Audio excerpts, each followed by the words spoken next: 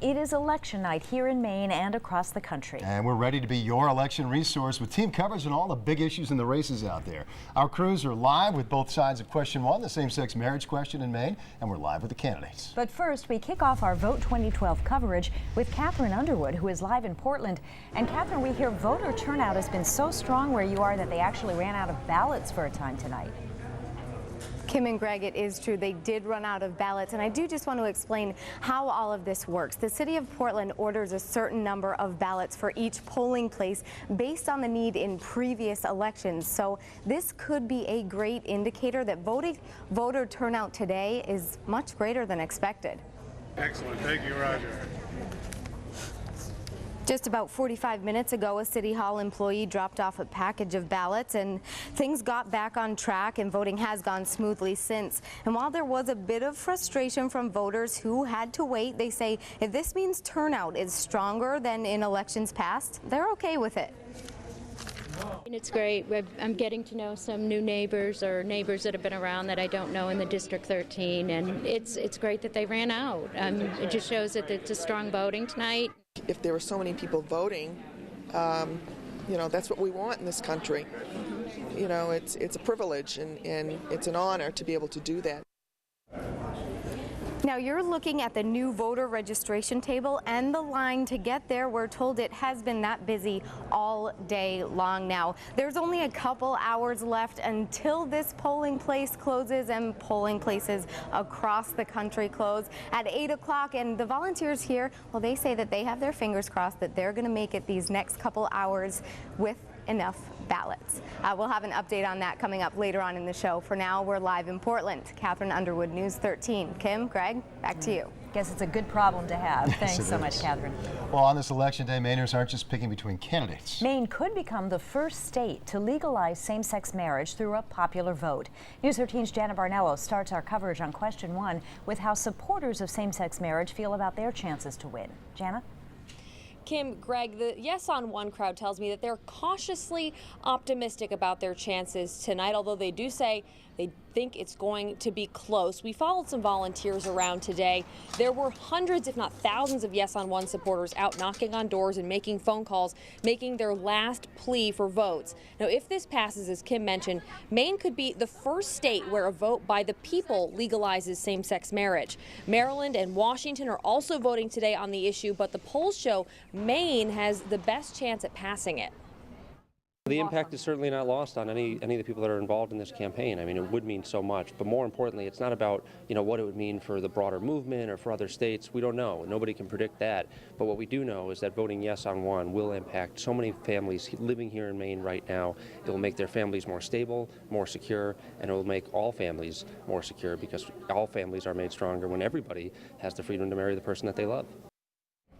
Supporters will be here tonight at the Holiday Inn by the Bay. Things will really start to pick up around 8 o'clock when the polls close. At 8:30, we expect some people to speak, including Congresswoman Shelley Pingree. They plan on reflecting over the past few years, specifically since 2009, when a majority of Maine voters rejected same-sex marriage. So really there's some anxiety, there's some excitement. They're wondering if they've done enough to change people's minds. Of course, we'll just have to wait and see as the results come in. Live in Portland, I'm Jana Barnello, News 13. Kim and Greg, back to you. All right, thank you, Jana.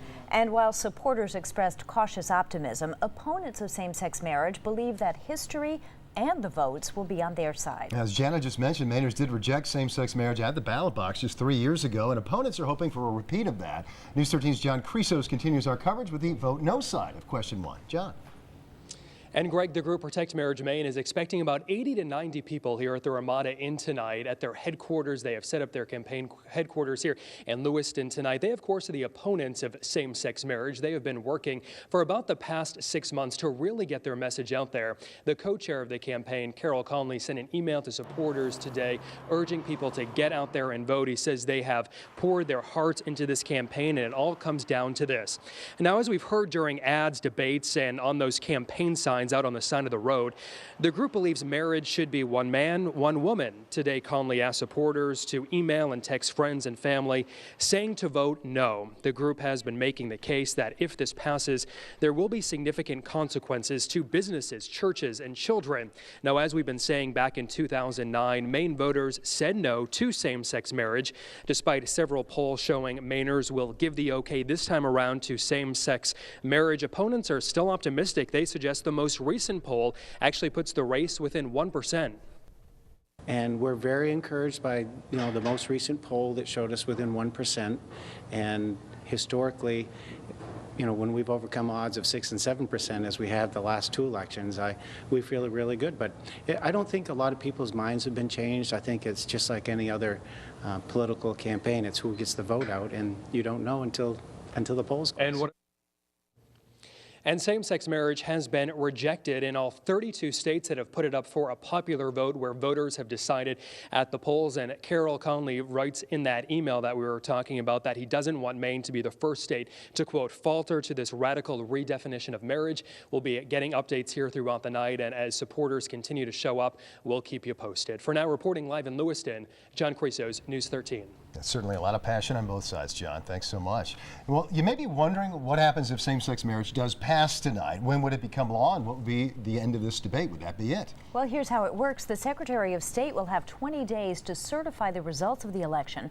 Once confirmed, the governor would have 10 days to put his signature on the law, and the law would then go into effect 30 days later. So if it passes, Maine would begin issuing same-sex marriage licenses within 60 days. And no, this would not necessarily be the end of the debate. Under Maine law, there is nothing that would prohibit future legislatures or future referendum campaigns from attempting to overturn the law or attempting to pass it again should it fail this year.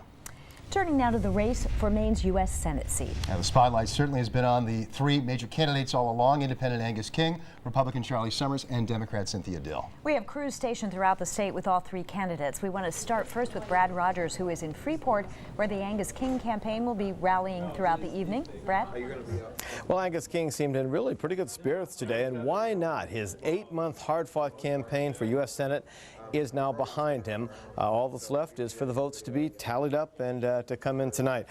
It's already been a long day for Angus. He was up at 5 in the morning so he could greet Bath Ironworks employees as they headed into work this morning. That was followed up by several stops at polling places throughout the day as well. Tonight, though, as you say, he's going to be right here in Freeport watching the results. Well, former Governor Angus King spent part of the afternoon at the Italian Heritage Center in Portland, out with several other candidates greeting people as they walked inside to vote. Polls show that King has kept a lead over his Democratic and Republican challengers in the race for the U.S. Senate seat vacated by Olympia Snowe. As an independent candidate, King says his goal, if elected, is to get Republicans and Democrats in the Senate working together. He told me he's encouraged by the large turnout of voters here in Maine, that it shows people in the state care about the issues and care about getting this country and Congress working again. He also called today a celebration of democracy. If you think about it, this is happening all over America, and it's just really cool that people are out and changing the future of the country in one way or another, and so it's exciting. In my own case, it's the end of a 8-month, everyday journey, and now it's in the hands of the voters, and it feels sort of good when you've done everything you can do, and then you just have to wait for the results. And he'll have to wait just a little bit longer. I'm told Angus King is here in Freeport right now, so spending some private time with his family. He's expected to make his entrance here later tonight amongst his supporters. He is the front runner, but there are some other candidates in this race, and so we'll just have to wait and see what the outcome is tonight. Kim, Greg? All right, thanks so much, Brad. One of those other candidates, Republican Charlie Summers, and his campaign will be rallying in Portland tonight. Now, right now, the Secretary of State is still out campaigning right now, but later tonight he will be at the Regency in Portland, and that's where we find our Steve Roldan. Good evening to you, Steve. Well, good evening, guys. I can tell you right now, like many other candidates, Charlie Summers spent the day doing some last-minute campaigning. He isn't here right now, but we do expect him sometime around 8 o'clock this evening. Now, Summers spent most of the day meeting and greeting voters in York and Cumberland counties. One of his stops was at the Saco Community Center, where voters came out in high numbers. The Maine Secretary of State and Senate candidate is doing some last-minute campaigning in the days leading up to today's election. Summers has been talking to people about his campaign platform, hoping to convince voters to back him. He's been campaigning with the ideas of cutting spending and says he's been getting a lot of good feedback. Now, Summers is a veteran and has been reaching out to veterans all across the state of Maine, and he's planning to continue the last-minute campaigning until the polls close tonight. I'm very confident because everywhere I go, it doesn't matter if it's here or in a restaurant or in a gas station, you know, we're seeing people that are working class people that have a similar background as I do, and they're coming out, they want to register. There's a heck of an enthusiasm level among Republicans. So I think it's going to be a very long night, but one I think is going to turn out in our favor. Well, definitely a busy night for Summers and the other candidates. We will be here throughout the night and bringing the very latest on this race coming up on News 13 at 11. For now, we're live here in Portland. Steve Roldan, News 13. Back to you. All right. Thanks very much, Steve. Well, now to the Democratic nominee. Cape Elizabeth State Senator Cynthia Dill won the nomination in a crowded field back in June. Since then, she's been trying to get her name out statewide and raise money, despite not getting any help from national Democrats in Washington. News 13's Marissa Bodner is live at Bayside Bowl in Portland, where Senator Dill and other Democratic leaders will be later tonight. What's the scene like there, Marissa? Well, Kim and Greg, you can see behind me, pretty empty here in front of the stage at Bayside Bowl, but leaders with Maine's Democratic Party who are hosting this event, expecting it to be full of people as the night goes on, mainly Democratic supporters. And as you said, Cynthia Dill, she's out casting her ballot just about now, and she'll be here a little later on after watching early returns at home with her family in Cape Elizabeth. Now, we caught up with Dill earlier today. She had a busy election day starting at 7 a.m. in Scarborough and visiting several polling places. Dill has campaigned on the message that she'll bring a new perspective to Washington as a woman and as a working mom. In 2011, Dill was elected to state Senate by 68% of the vote. In this race for U.S. Senate, however, she trails behind King and Summers, both of whom she's criticized for receiving out-of-state money. Dill says even though she didn't get support from national Democrats, she has no regrets. It's been a tough race, but I've enjoyed it, and I'm so proud to be a Democrat and to carry our values and to state clearly, you know, what we stand for as a party. So it's been great. We're also expecting Shelley Pingree, who is, of course, running for the 1st Congressional District here in Maine. We're told she'll be here as soon as her race is called. Live in Portland, I'm Marissa Bodner for News 13. Kim and Greg, back to you. All right, loud there and getting louder later, I'm sure, Marissa. Thanks so much. Well, this is a battle for an open Senate seat after Maine senior Senator Olympia Snowe announced earlier this year that she would not seek re-election. Senator Snowe and her husband, former Maine Governor John McKernan, voted this morning in their hometown of Falmouth. She has been in public office for the past 40 years, including 18 years in the U.S. Senate, and she says today was a little emotional for her. Yes, in many ways, because it brings back wonderful memories of the campaigns, because I love to campaign, the people, my staff, and all that it entails. Senator Snowe decided to leave the Senate after growing frustrated with the partisan gridlock in Washington. Snowe says the decision to leave the institution she loves was a difficult one, but says she looks forward to influencing national politics in other ways. We are also closely following the battle for control of the Maine State House and the race for Maine's 2 seats in the House of Representatives. And Democratic incumbent Shelley Pingree and Republican John Courtney are fighting for your vote in District 1. And in District 2, it's incumbent Democrat Mike Michaud facing off against State Senate President Kevin Ray, a rematch of their race a decade ago. We will monitor both races closely throughout the evening.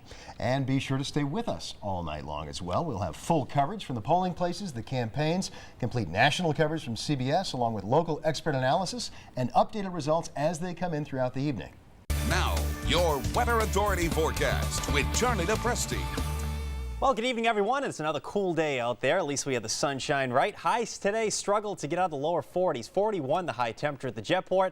Tonight's going to be a cold one with lows in the 20s. Tomorrow night, we have a nor'easter. Let's take a look at the maps, and we'll start out with the satellite radar. We have clear skies in place. With the clear skies and a nice light wind tonight, temps going to cool pretty quickly. There will be spots in the mountains that approach the upper single digits. Some inland towns will be in the teens. Here's a look at projected lows tonight. Most coastal towns will bottom out in the 20s. Some inland communities will bottom out in the teens. Look at that temperature up in Berlin. Can't ignore that one, right? 8 degrees. That's right. Those are projected lows. Now, going forward, we have a storm on the way for tomorrow night. Here are your storm headlines: snow, sleet, and freezing rain. The time frame for that will be tomorrow night.